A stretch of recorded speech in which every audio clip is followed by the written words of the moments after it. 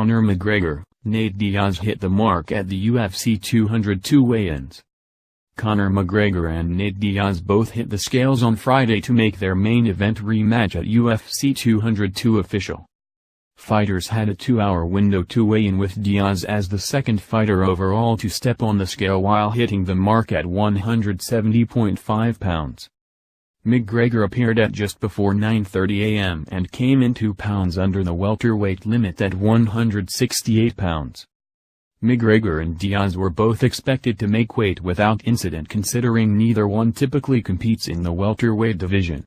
Both fighters looked fit and trim ahead of the rematch, with McGregor and Diaz having a full training camp for the welterweight showdown Saturday night. While McGregor notoriously has a reputation for running late, he was a half-hour ahead of the cut-off time for fighters to hit the scale.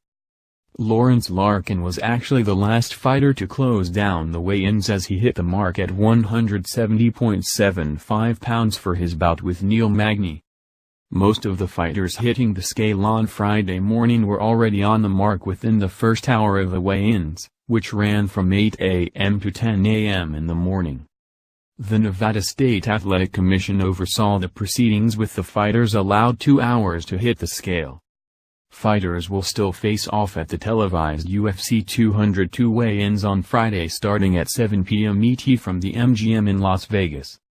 Anthony "Rumble" Johnson and Glover Teixeira both came in at 205.5 pounds ahead of their co-main event bout. Johnson and Teixeira are gunning for an impressive performance to potentially earn a title shot against light heavyweight champion Daniel Cormier. Donald "Cowboy" Cerrone was all smiles, making the welterweight limit for his third consecutive fight, coming in at 170 pounds.